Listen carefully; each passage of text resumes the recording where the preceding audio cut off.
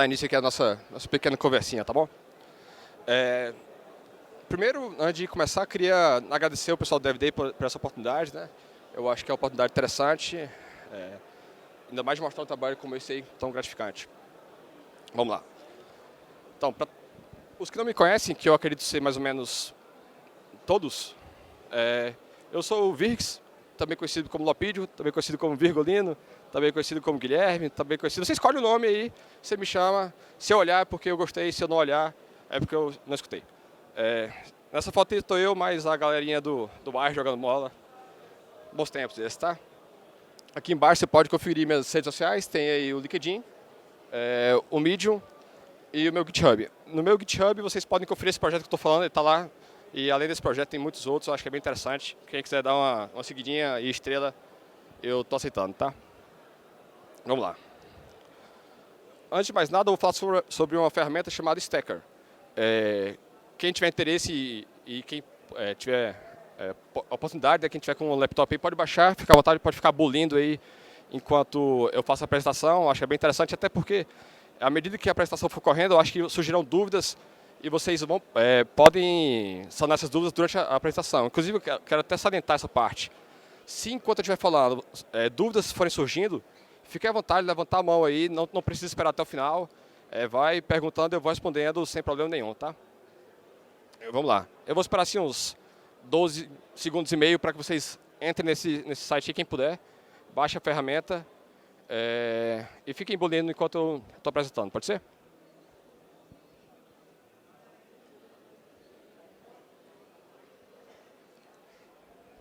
Pronto, 12 segundos já foi.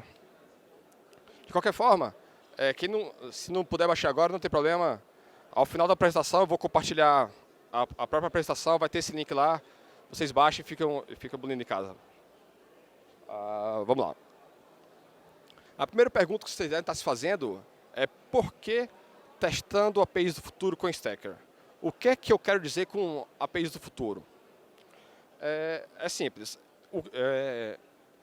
Primeiro, o que é a API do futuro? E o que eu estou dizendo agora está escrito no manifesto reativo. Quem tiver curiosidade, põe manifesto reativo aí no Google, é de boaça. Mas eu vou dar um resumo aqui para vocês. Primeiro, é que os sistemas de hoje em dia, eles não são mais do que o que costumavam ser. Obviamente, isso está sempre mudando, assim como os que costumavam ser não são aquilo que os que costumavam ser na época deles... Oi? De boa. Assim como aqueles que eram há 10 anos não eram o que eram os sistemas há 20 anos. Então, como é que são os sistemas de hoje em dia? Os sistemas de hoje em dia não estão mais lidando com megabytes, com gigabytes. Hoje a gente está falando de terabytes e fitobytes, petabytes, esse tipo de coisa. Então, as demandas têm mudado. E, além disso, os usuários, como estão acostumados com a internet, eles têm ficado mais exigentes. Eles exigem que os sistemas sejam mais responsivos, exigem que os sistemas respondam mais rápido, exigem uma certa performance do sistema, que não eram exigidos há 10 anos. O que eu estou querendo dizer com isso? Que a maneira que nós costumávamos usar o sistema, que era aquele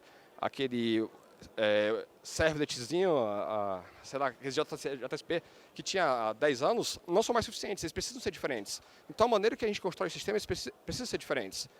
E, obviamente, a maneira que a gente testa esses sistemas precisa ser diferente também.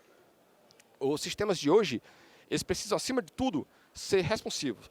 Então, hoje, quando a gente desenvolve o sistema, a gente desenvolve orientado à responsividade. E o que eu quero dizer com responsividade? É aquela que está lá em cima, lá, que parece também pompa, né? A responsividade é a capacidade do sistema de responder rápido.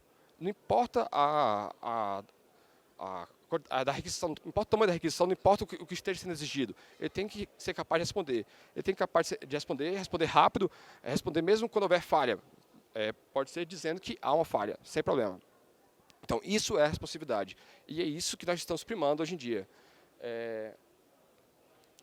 Para quem não me conhece, eu trabalho no iFood. E costumava trabalhar na ThoughtWorks também. Passei 2 anos lá.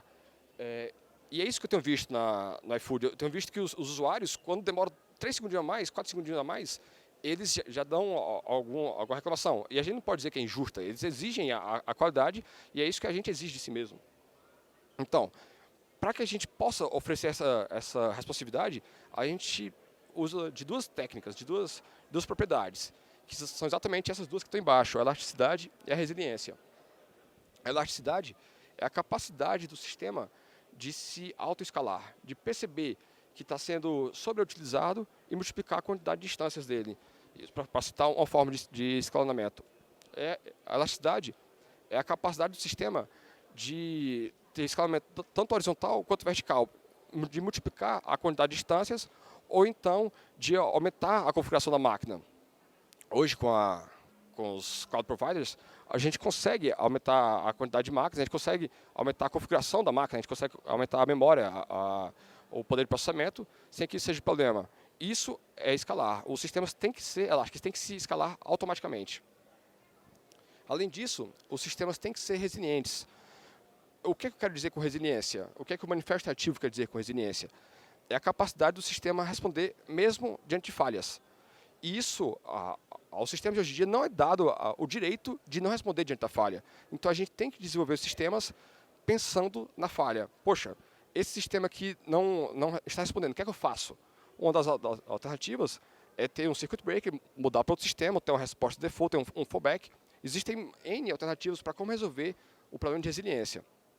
Mas hoje, a resiliência é fundamental para atingir a responsividade. Tanto a elasticidade quanto a resiliência, para ser alcançadas, exigem o uso de mensagens assíncronas. E agora eu vou beber água para dar um suspense enquanto eu falo.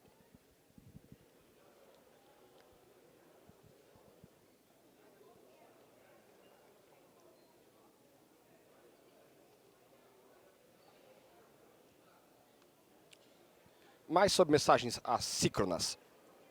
Primeiro, por que as mensagens assíncronas promovem elasticidade e resiliência? As mensagens assíncronas, por sua natureza, elas fornecem baixo acoplamento. E quando a gente fala sobre arquitetura de microserviços, o acoplamento, a autonomia é essencial. Não existe microserviços sem autonomia.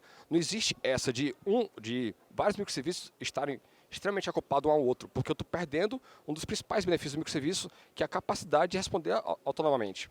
Então, quando a mensagem é síncrona, ela exige que um outro sistema responda imediatamente, o que automaticamente promove um forte acoplamento. E não é isso que a gente busca quando a gente desenvolve uma arquitetura de microserviço. Além do que, existe uma certa inocência, eu diria, que é acreditar que um segundo sistema vai estar sempre de pé toda vez que você faz uma requisição para ele. E como a gente sabe, não sei onde vocês costumam trabalhar, mas a gente sabe que os sistemas eles caem, não importa, às vezes são um motivo à toa, às vezes um cara derrubou um cabo, às vezes o sistema foi tão requisitado que a máquina não aguentou e caiu. Então, essa inocência de acreditar que o sistema está sempre de pé para responder sua mensagem, ela não é bem-vinda na nossa área. Existe também uma certa ingenuidade na verdade, eu acredito que seja mais um mito de associar mensagens assíncronas com baixa performance, o que não é necessariamente verdade. Quando você faz uso de mensagem assíncrona, pode ser, inclusive, que seu fluxo seja mais performático. Por N motivos. Eu vou citar um para vocês. Quando a gente está utilizando mensagens síncronas, o sistema o que está respondendo, ele engargala diante da quantidade de mensagens. E pode ser que não tenha poder de processamento suficiente para responder aquela mensagem na hora. E como a mensagem síncrona ela é bloqueante, então eu tenho que esperar aquele sistema ficar disponível, e às vezes o sistema cai, para que eu receba minha resposta. Já com a mensagem assíncrona, o sistema não cai, porque ele responde de acordo com o seu bel querer lá. Ele percebe que ele tem espaço para processar outra mensagem e ele processa. Então, ele não vai cair porque ele vai responder quando estiver confortável para responder, ao invés de responder imediatamente, como é o que a mensagem síncrona exige. Diante dessas propriedades da mensagem assíncrona, eu faço um questionamento. Por que HTTP? Hoje, existe uma certa escolha padrão de que o HTTP é o protocolo oficial dos microserviços. Toda vez que eu falo de microserviço, estou falando de HTTP, de mensagens HTTP, circulando para cima, para baixo, geralmente com JSON, geralmente REST. Mas por que HTTP? É uma pergunta que eu faço em toda palestra que eu dou, eu faço pergunta, geralmente eu ponho um gráficozinho desse tal, para explicitar. Se eu fizer essa pergunta aqui de quantos de vocês usam HTTP, eu tenho certeza que no mínimo 93,47% das pessoas vão dizer que usam. E se eu perguntar o porquê, eu acho que poucos vão saber responder, além de dizer, porque é o mais simples, porque é o que já estava lá, porque é padrão do Spring Boot, não sei. Mas hoje, essa escolha padrão é microserviço, vamos usar HTTP. Só que o HTTP tem muitos problemas. Primeiro, que o HTTP não foi feito para isso. O HTTP é um protocolo de transferência de hipertexto. Ele foi pensado para outro propósito e a gente, diante da facilidade dele, adotou para o microserviço. Tudo bem, até um certo ponto ele supra a nossa necessidade. Só que o HTTP, com essa escolha, vieram muitos problemas. Um dos problemas que eu sempre cito é a falta de expressividade. O Martin Fowler cita que uma das principais dificuldades da computação é dar nome às variáveis.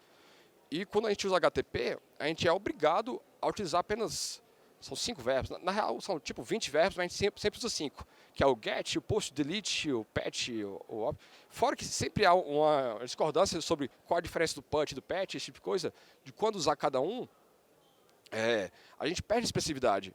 Uma pergunta que eu sempre faço é, quando você escreve seu código, quando você escreve seus métodos, a gente, meio que existe um padrãozinho na orientação objeto que a gente usa verbos para escrever nossos objetos.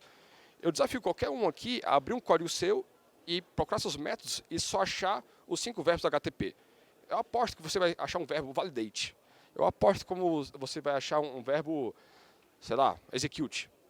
E o que eu utilizo no HTTP quando eu quero fazer um validate? É uma pergunta, não sei se o pessoal vai ter a resposta. Não, tudo bem. Uma das interpretações que o pessoal gosta de fazer é, poxa, eu estou executando uma ação, então vou usar um post. Mas o post geralmente é para criar alguma coisa. Então, esse foi só um exemplo para mostrar para vocês que o HTTP você perde expressividade.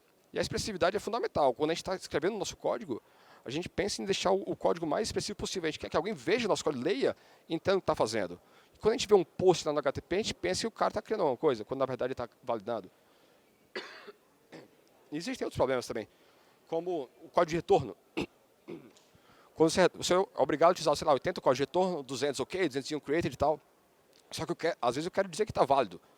Eu vou usar um ok, e às vezes eu quero dizer que não está. Eu faço uma requisição que valida 10 payloads. Mas eu quero dizer só que o terceiro está inválido. Como é que eu faço para dizer isso no retorno HTTP? Não existe um código HTTP de retorno que seja expressivo o suficiente. Por conta disso, eu atribuo esse gráfico aos argumentos que eu acabei de citar. Nesse gráfico aqui à direita, a gente pode perceber a quantidade de downloads do Express, que é a principal biblioteca, pelo menos ao meu ver. Express é a principal biblioteca de downloads de HTTP para JavaScript. A quantidade de downloads do Express comparado com a quantidade de downloads dos outros protocolos. E o que a gente vê é essa tendência ao longo dos anos de diminuir. A gente vê que em 2015 era 95% dos downloads de biblioteca do NPM de protocolos de comunicação, Express, ou seja, HTTP, correspondia a 95% desses downloads. Em 2019, o ano não está finalizado ainda, mas a gente vê que esse número já diminuiu para 82,8%.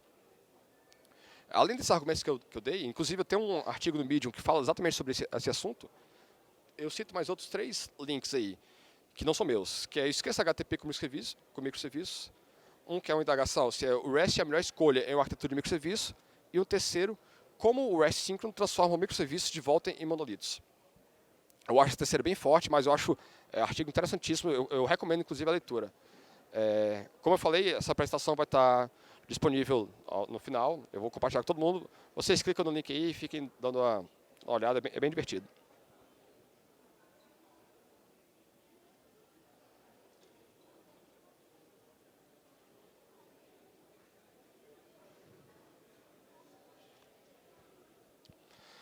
Beleza, expliquei o que é uma ferramenta do futuro, expliquei por que é do futuro, mas agora vamos para as ferramentas dessas APIs do futuro.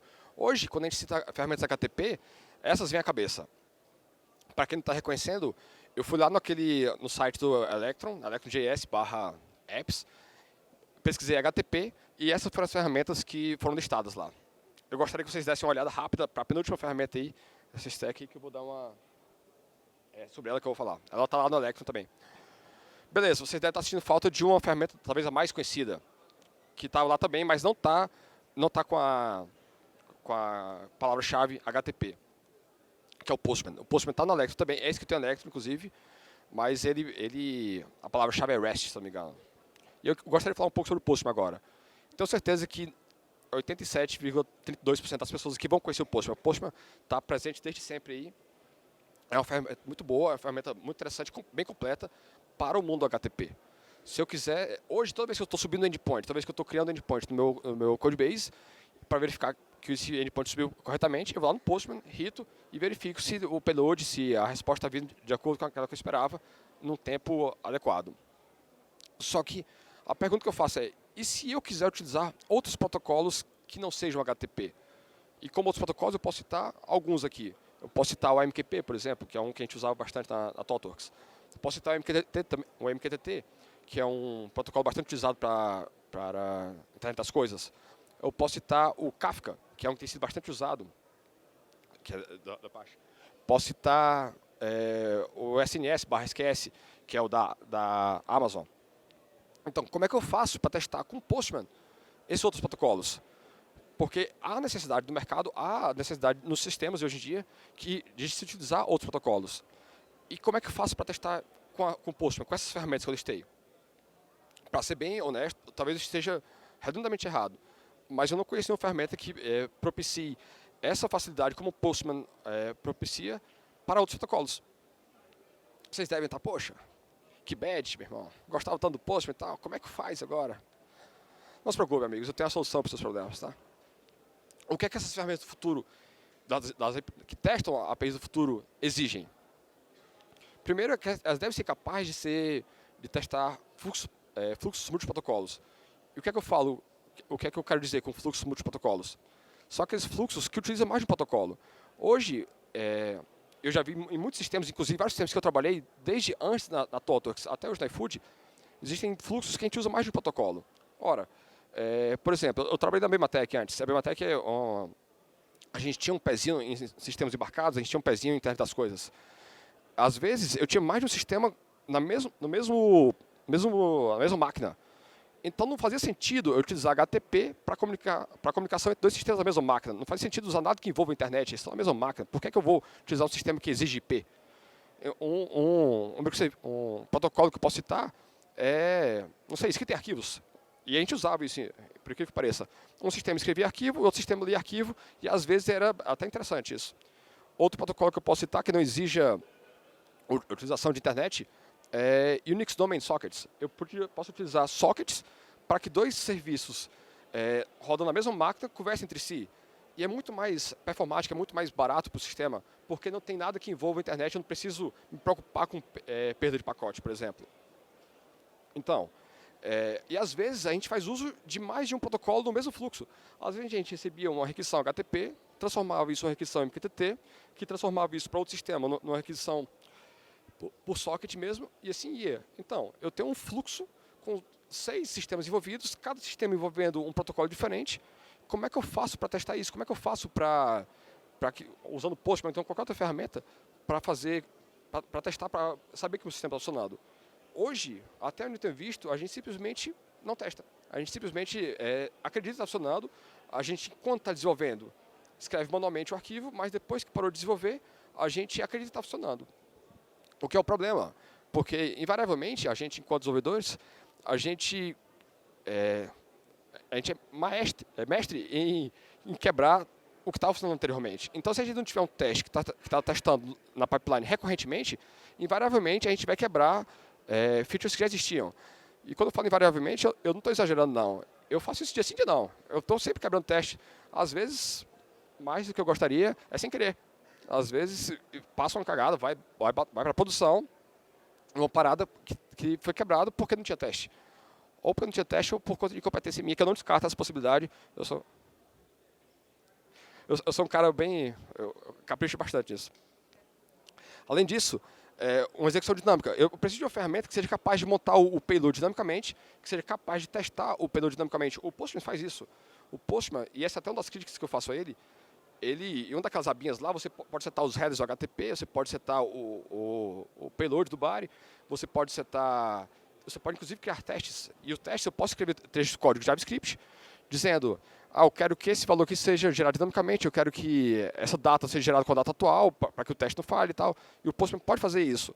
E a crítica que eu tenho em relação a isso do Postman é que ele não explicita essa funcionalidade. É uma funcionalidade muito potente, mas que é meio que deixado de lado no Postman.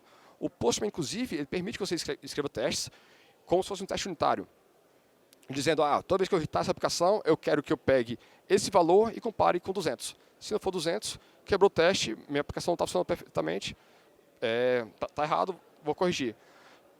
Só que o Postman, primeiro que ele peca um pouco na descrição do teste, ele não fala exatamente qual era o código. Se eu estou comparando com 200, ele só fala, não é 200. Isso acho que é um problema quando você está debugando um código. Além disso, o Postman você pode pegar esse teste, você pode criar uma coleção, salvar em um arquivo e executar na linha de comando. O que é muito interessante, uma vez que pela linha de comando eu posso botar na pipeline e a pipeline vai quebrar quando um desses testes estiverem falhando.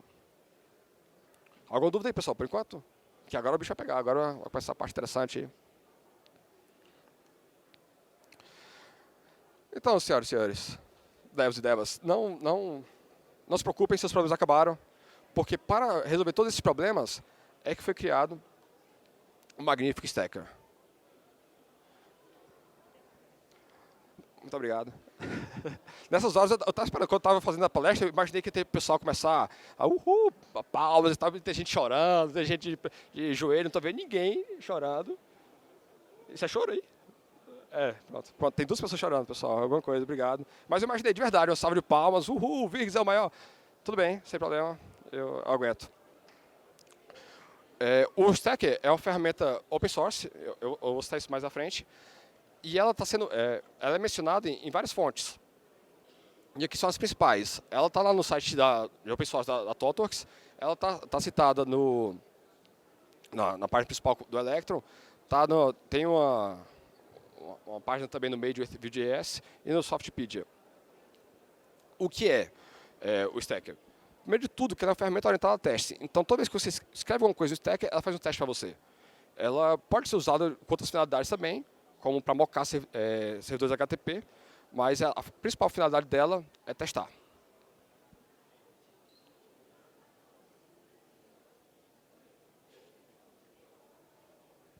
Ela é uma ferramenta de código aberto. Ela está disponibilizada lá no GitHub, quem quiser bulir, quem quiser dar uma brincada com ela, baixar o código, criar teste, fica à vontade. Está lá, é para isso que foi criada. Ela é uma ferramenta que lida com multiprotocolos. Hoje, por padrão, ela vem com HTTP, que, como eu mencionei anteriormente, talvez seja o principal protocolo, cobrindo 85% dos valores lá da NPM. Mas ela tem HTTP, AMQP e MQTT. E outros protocolos estão sendo desenvolvidos à medida que o tempo vai passando. Inclusive, o principal intuito dela é que ela funcione por meio de plugins. Como? Você escreve seu plugin para o protocolo que você criou, sei lá, um protocolo Kafka. E escreve um plugin para o Stacker, e o Stacker pega esse plugin e automaticamente renderiza seu plugin, fazendo com que ele seja capaz de testar outros protocolos. O Stacker é muito amigável para desenvolvedores e não desenvolvedores. Como é uma ferramenta de testes, e ao teste é exigido o conhecimento em programação, talvez não seja necessário que ele precise programar para criar um teste. Como o Postman faz? Você não é obrigado a criar teste sempre. O Stacker também permite esse tipo de uso que não seja para testes. E o principal, ele é o best friend forever do Enqueuer. Enqueuer é o Stacker por linha de comando. Então você faz uma aplicação no Stacker, visualmente arrastando coisa para lá, para cá, criando os testes visualmente falando, salva a requisição e vai pela linha de comando e roda o seu teste. O que é interessante, porque permite que você execute seu teste na pipeline, que era exatamente o que eu estava falando anteriormente. E aí, para quem não conhece a aplicação, é um screenshot dela. É todo bonitinho, né? Todo verdinho, tal, ciência e tal, não sei o quê. Por conta dessa beleza toda, eu acredito que o principal atributo dela seja o visual deslumbrante, que dá um conforto quando você vê, dá uma sensação de paz de espírito, você se sente à vontade. Para aqueles que não perceberam o quão deslumbrante é o visual, eu vou dar mais uma oportunidade para vocês, tá? Show de bola, né? Fala a verdade. Esse cinzinho aí, eu não vou mentir para vocês, eu copiei o visual no IntelliJ, eu peguei aquelas coisinhas e tal, isso aqui, eu tenho um preto e cinza, Teve uma dose de inspiração do Postman, não vou mentir. Do Insomnia também, que eu acho mais moderno. É bonitinho, né, pessoal? Fala a verdade. Obrigado, bicho. Então, sem mais delongas, eu vou explicar como funciona o Stacker. São 4 conceitos fundamentais. Primeiro, é uma requisição. A requisição é aquilo que é executável, é aquilo que vai ter o botãozinho run, é aquilo que eu falo play, saca? Ela é importante porque ela é uma coleção de publishers, subscriptions e eventos. Inclusive, ela é uma coleção de requisitions. Então, por conta dessa propriedade dela, ela é recursiva. Se uma requisition é uma coleção de outros requisitions, eu posso fazer isso recursivamente e quantas vezes eu quiser. Outro conceito é o conceito de publishers. O publisher, ele publica alguma coisa, ele faz, ele escreve, ele persiste, ele enfilera a mensagem. Enquanto subscription é meio que o seu antônimo. Ele subscreve, ele espera, ele lê. Eu vou dar exemplo aqui no HTTP. Enquanto o publisher atua como postman, hitando um servidor HTTP, a subscription atua como o mountbank, ou então como um wiremock. Ele sobe um servidor para você hitar. Eu vou dar exemplos aqui para vocês. Eu vou executar aqui uns publishers para vocês darem uma olhada. Então, como é que funciona? Enquanto o publisher hita um endpoint, o subscription ele sobe o endpoint e verifica se está sendo tudo bonitinho. Enquanto o publisher escreve o arquivo, o subscription lê o arquivo. Enquanto o publisher enfilera a mensagem, a subscription desenfilera, ela lê a mensagem. E esse conceito, principalmente do subscription, traz à tona o timeout. Enquanto o publisher publica a mensagem, e eu estou falando de requisições assíncronas, então eu não exijo que o subscription leia aquela mensagem imediatamente. Então o publisher publica, eu dou um timeout para o subscription ler, se não ler, um teste falha. É assim que funciona. E tem os eventos também. Os eventos, eles são propriedades de todos esses conceitos, do requisition, da publish e da subscription. Toda vez que eu publico algo, um teste automaticamente é criado no evento onFinish, perguntando se eu consegui publicar alguma coisa. Toda vez que eu leio uma mensagem, um teste é automaticamente criado, dizendo, a mensagem foi lida. Mas eu consigo escrever outros testes. Por exemplo, toda vez que o publisher toda vez que o publisher HTTP hita um endpoint, eu consigo dizer, eu quero que o retorno, que o status code desse endpoint seja 200. Eu quero que o status code seja maior do que 300. Ou então, eu quero que o body parseado dividido por 5 seja maior que 4,7. Eu consigo fazer isso escrevendo os testes. Vou mostrar aqui para vocês como funciona. Acho que ficou bem pequenininho, talvez seja um... Vocês conseguem ver bem, pessoal, aí? Tá bem pequeno, né? Não tem problema. Desculpa aí. Depois vocês baixem e dão uma olhada em casa. Não tem essa feature ainda de aumentar. Então, como é que funciona? Aqui eu vou mostrar esse publisher que eu criei aqui. Ó. Aqui eu sei que vocês não conseguem ver, mas eu estou hitando o endpoint do Google. Botei google.com, eu vou dar um get desse endpoint. E eu vou hitar, eu vou executar. E olha só, 3 testes foram criados, aqui tem um 3/3, está bem pequenininho mesmo, foi mal. Mas está dizendo, eu consegui chegar no Google e eu estou vendo que o status code, eu queria que fosse igual a 200 e está a 200. Onde é que eu escrevi esse teste? Aqui. Aqui nesse evento, onMessage received, eu quero que o status code seja 200. Para fazer o teste falhar, eu vou dar um post. Vou dar um post no google.com, sem body nenhum, e vou verificar se o meu status code é 200. Eu estou vendo que está aqui 2 verdinhos, um vermelhinho, está passando só 66% do teste, e o teste que está falhando é só porque o status code não é mais 200, recebeu 405, que é porque o google.com não permite que eu faça que eu chame o post nele. Bem simples, né? Eu vou executar aqui. Eu criei outro teste aqui também.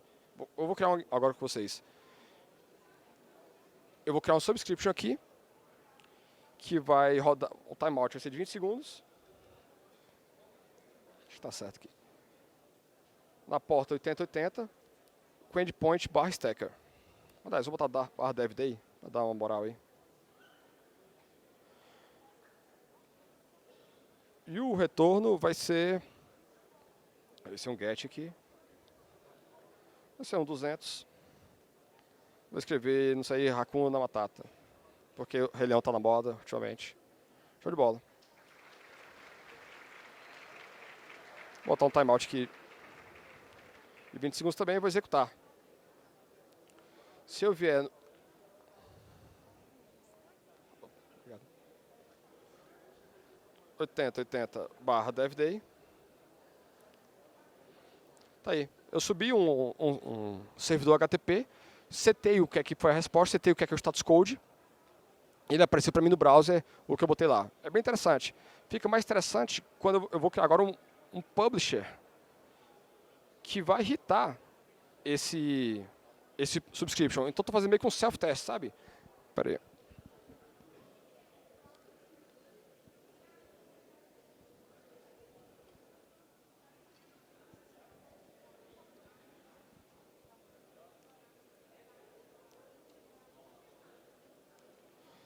Olha só.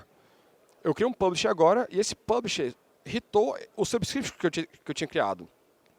E o que aconteceu? Ele conseguiu publicar e conseguiu... E o subscription foi recebido. Eu posso criar um teste aqui, verificando que o body seja igual a Hakuna Matata, coisa assim, não é isso?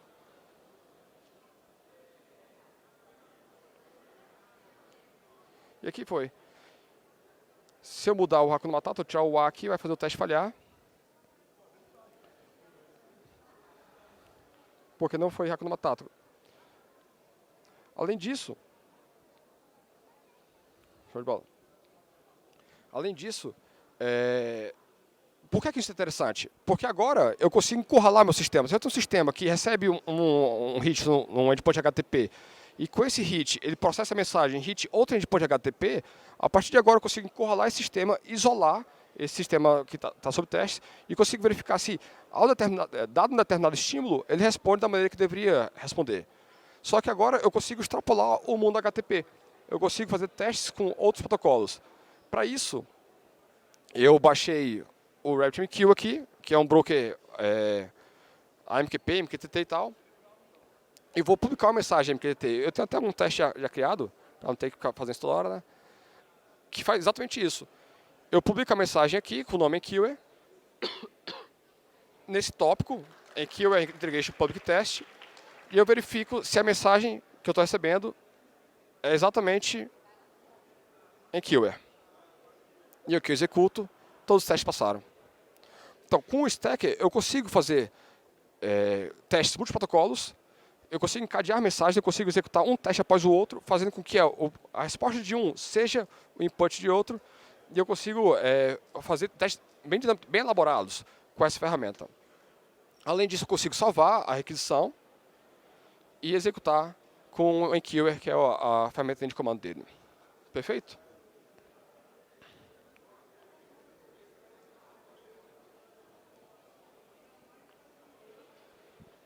Como eu mencionei anteriormente, eu posso fazer execuções do Stacker pelo Enqueue, que é a ferramenta de comando. Eles dois são amiguinhos, sabe? O Enqueue hoje está bem mais à frente, é uma ferramenta de comando escrita em TypeScript. Existem muitos protocolos, desde SQS, MQTT, MQP, HTTP, SOAP, protocolo para leitura e escrita de banco de dados, WebSockets, tudo que você conseguir imaginar, e Kafka, ZeroMQ, tudo que você conseguir imaginar de protocolos mais utilizados hoje em dia, estão sendo feitos pelo Enqueue. Se você quiser acessar, dá uma olhada no site enqueue.com, tá tudo bonitinho, tá show de bola. No mais, pessoal, é só isso. Eu espero que vocês tenham curtido bastante. Vou abrir agora o espaço para perguntas. Quem quiser ter acesso à apresentação, lê esse QR Code, vai ter um formuláriozinho para vocês avaliarem a qualidade da palestra. Depois vocês pegam slides. Perguntas, pessoal?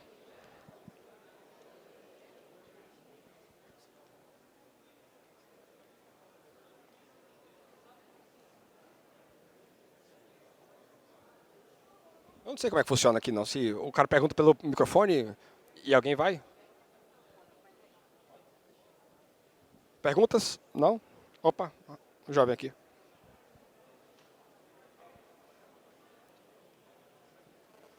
Primeiro, parabéns pela apresentação, muito legal o Pera aí, conteúdo aí. só um minuto aí. Esqueci de ligar. Beleza. Parabéns pela apresentação, ficou muito bacana aí a exposição. Eu queria saber se tem algum suporte, o Stacker, para parte de load, teste de load, assim, essas coisas? Sim, tem. Não foi criado com esse propósito, mas o Stacker você pode fazer com que a mesma requisição seja executada várias vezes e você pode criar criar teste dinamicamente o suficiente para que passeiem a resposta e os timeouts, porque toda vez que uma mensagem é recebida, você tem o acesso a quanto tempo demorou. E você consegue mapear o tempo de resposta de cada um, você pode fazer com que as requisições sejam executadas em paralelo, quantas requisições você quiser. E com esses dados, que é requisições em paralelo, múltiplas requisições, e com o tempo de resposta de cada um, você pode escrever seu teste.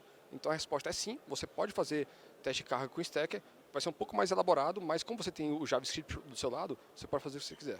Bacana, obrigado. Valeu.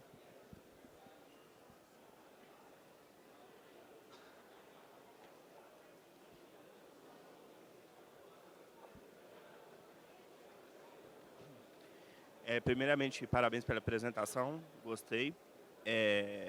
Eu queria saber quais desvantagens você enxerga do Stacker em relação a outras ferramentas como o Postman. O que você acha nisso no Stacker é muito ruim? É uma pergunta que dói responder, mas eu tenho uma resposta. Eu falo que dói porque eu sou o principal contribuidor do Stacker, sabe? Se você for no GitHub, você vai ver que a maioria dos commits são meus. Existem muitas diferenças, existem muitos aspectos que o Stacker deixa a desejar. Primeiro que o Postman é uma ferramenta bem estabelecida no mercado, tá? Sei lá, 5, 6 anos. Já passou por muita gente, eles ganham dinheiro com isso. E o Stacker não, o Stacker foi feito meio que no tempo livre e por diversão. O Postman é muito completo quando se trata de HTTP. Então tudo que for da HTTP, o Stacker vai deixar a desejar.